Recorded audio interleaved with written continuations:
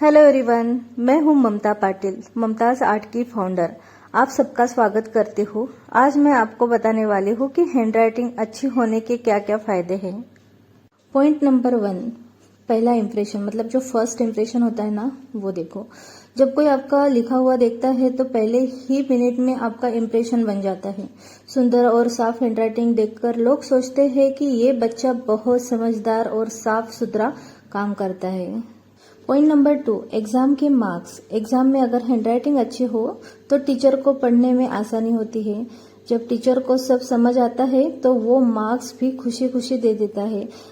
अगर आपने जो भी लिखा हुआ है वो साफ सुथरा ना हो, मतलब उसमें अच्छी हैंडराइटिंग नहीं दिख रही है, तो उसमें आपने कितना भी अच्छा लिखा हो उसमें मार्क्स आपके कट सकते हैं, मतलब आपको कम मार्क्स मिल सकते हैं। Point number 3, self confidence. अच्छी हैंडराइटिंग से अपने अंदर ही एक अलग ही कॉन्फिडेंस आता है। अपना लिखा हुआ देखकर एक खुशी सी हो जाती है। हमें कहीं पर भी कोई शर्म नहीं आती, मतलब हमारा हैंडराइटिंग ही इतना अच्छा होता है कि हमें अंदर ही एक कॉन्फिडेंस फील होता है।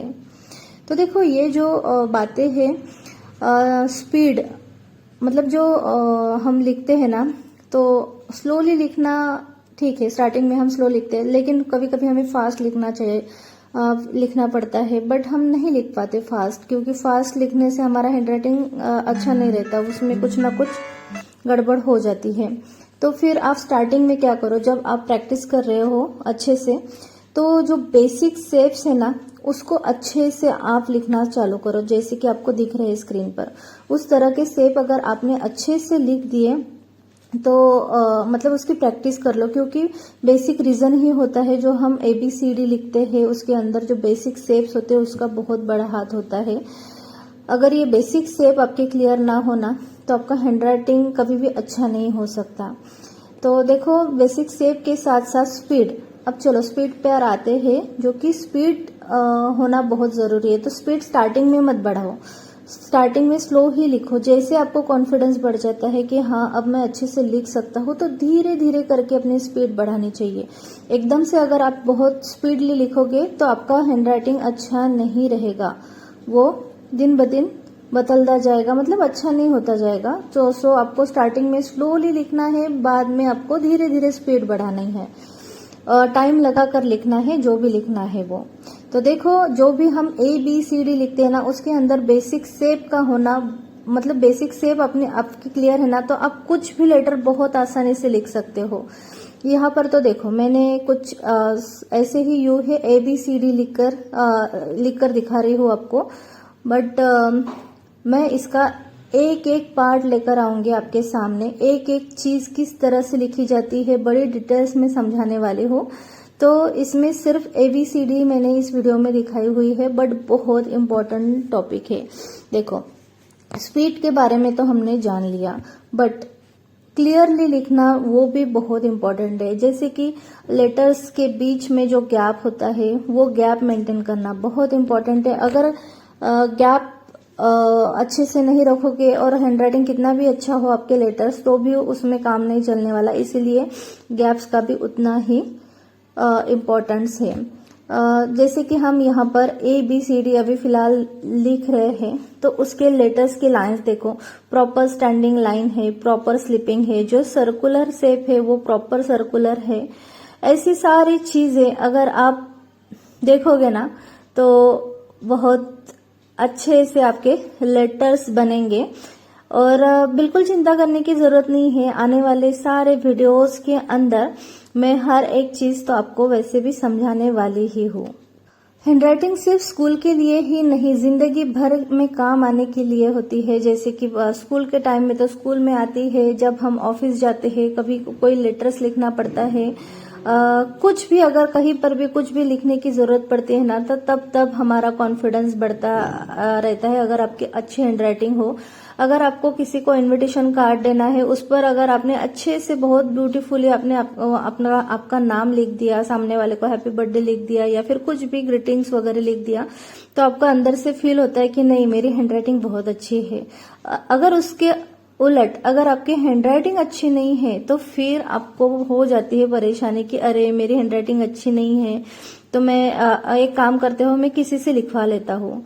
तो क्या हो जाता है, हमारे मन ही मन में हम अपने खुद से कहते कि नहीं मेरा अच्छा नहीं है, तो इसका जो असर होता है ना वो सीधा हमारे दिमाग के ऊपर होता है। बट चलो कोई बात नहीं, आप ये वीडियो देख रहे हो तो इसका मतलब यही है कि आप आपकी हैंडराइटिंग अच्छी करना चाहते हो, और वो जरूर होगी। अगर आपके मन में ये ख्याल आया है कि आप अच्छी हैंडराइटिंग करना चाहते हो तो 100% वो अच्छी होगी। यस, चाहे आप जॉब करो या बिजनेस करो या कोई आर्ट का काम करो, या फिलहाल आप अभी स्टूडेंट भी हो, लेकिन सुंदर लिखा हुआ हमेशा किसी को भी पसंद आता है, भले वो खुद को आया हो या सामने वाले को आया हो। तो वो सुंदर हैंडराइटिंग इम्पोर्टेंट है। तो बच्चों रोज थोड़ा थोड़ा टाइम लिखो, मतलब मैं तो कहती हूँ कि आप टाइमर लगाओ, और टाइमर मतलब 10 मिनट 15 मिनट का टाइमर लगाओ, और उतने ही टाइम में आप कितना लिख पाते हो उस पर फोकस करो। देखो अगर 15 मिनट का आपने टाइमर लगा दिया तो 15 मिनट में हो सकता है स्टार्टिंग में आप एक ही लाइन लिखो एकदम स्लोली अच्छे से, ठीक है। थोड़ा थोड़ा स्पीड बढ़ाओ, थोड़ी देर में आप सोचो कि नहीं अभी कुछ टाइम हो गया है मैं लिख रहा हूँ डेली, तो थोड़ा सा स्पीड कैसे बढ़ा सकते हो उसकी तरफ फोकस करो। जैसे कि पहले आप एक लाइन लिख रहे थे, फिर 1.5 हो गई, फिर 2 लाइन पे आ गए, फिर 3 लाइन पे आ गए, ऐसे करते करते अपनी स्पीड बढ़ाते जाओ। लेकिन ध्यान रखो अपने हैंडराइटिंग्स के लेटर जो है वो मतलब वो बिगड़ने नहीं चाहिए, वो सेम ही होने चाहिए।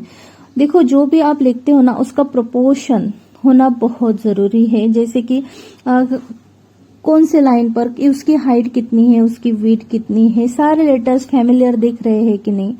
अब ये फैमिलियर क्या है? फैमिलियर मतलब अगर ए सर्कुलर है तो बी भी सर्कुलर रहेगा, मतलब सारे लेटर्स जो है ना वो ऐसे लगने चाहिए कि उसी के हैं। ऐसे नहीं कि एक लेटर आपने अच्छे से लिख लिया दूसरा लेटर टेढ़ा टेढ़ा बन गया, ऐसे नहीं। सारे लेटर्स आपको अच्छे से लिखने की प्रैक्टिस करनी चाहिए, और ये प्रैक्टिस एक दिन में बिल्कुल भी नहीं होती, ध्यान दीजिए। प्रैक्टिस हमेशा धीरे धीरे ही कंप्लीट होती है।